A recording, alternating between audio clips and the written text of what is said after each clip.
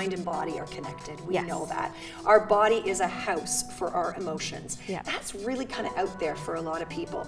But after 25 years in clinical practice, I see day after day the fallout that mental and emotional stress and the impact of our thoughts have on our physical, the manifestation of those physical thoughts in disease in our body. Yes. You see that as a doctor on a regular basis. Yes, all the time, all the time. And it's interesting to see how much the pain the body holds because of the way our thoughts are and the way our mental health is.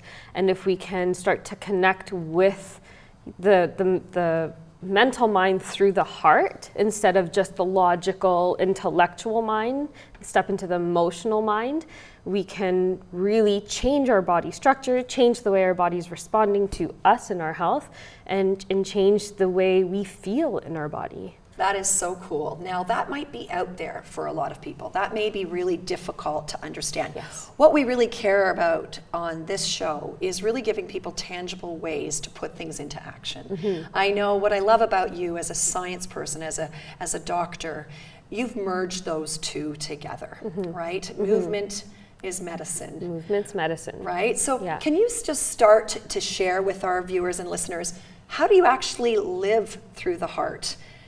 And some practical tips so that they can actually make a difference. Right. So one thing that I do that's so simple is your breath, right? Noticing your breath. So when you have anxiety, when you are anxious or scared, or the butterflies start coming up, instead of saying, oh my God, what's going on? Okay, I need to figure this out. Just close your eyes, breathe, and say, how do I feel?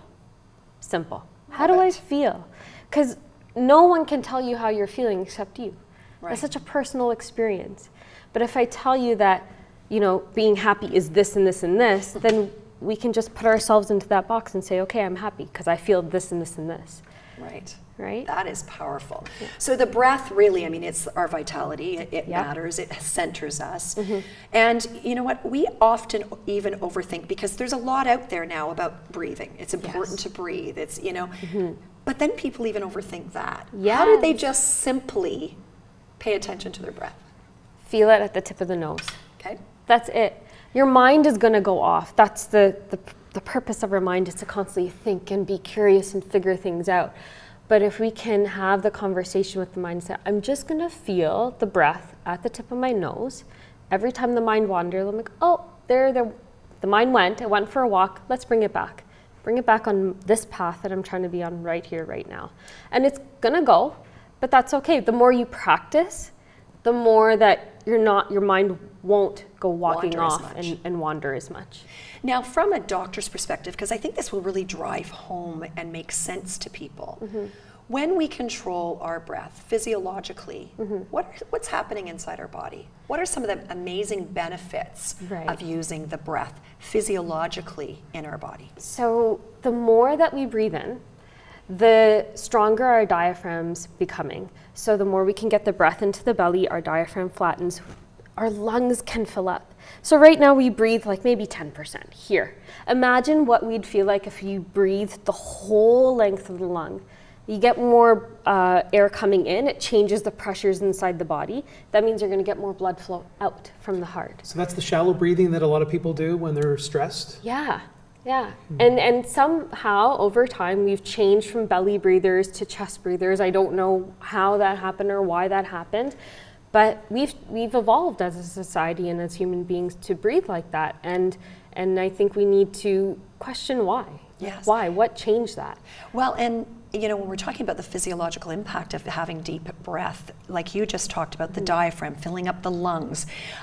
I'm a massage therapist, bringing more oxygen to the muscles, reducing pain. Yes. People, breathing actually helps to reduce pain. Yes. Something simple that we have access to every day, but we don't use that tool. And it is a bit of work initially, because we do breathe so shallowly. And when we have to actually think about paying attention to our breath, it does really impact the physical way that we feel and also the emotional way. I know often our patients will say to us, and I'm sure Dr. Thapar, you have the same, when people start to actually use their breath, they'll sometimes experience dizziness. Yeah. Or pain. It's like everything's stretching and you're going, oh. Yeah. You haven't done it in so You long. haven't done it Yeah. in so long, Or years. right? You're conditioned. working like a muscle that you've never worked before, Right. right? And we neglect it, and it's a basic human need that every body needs. We can't survive without oxygen, Right. and yet it's such a basic way to see how we were all connected. Right. So going beyond, okay, this is healthy for me, it's not just healthy for me, it's healthy for the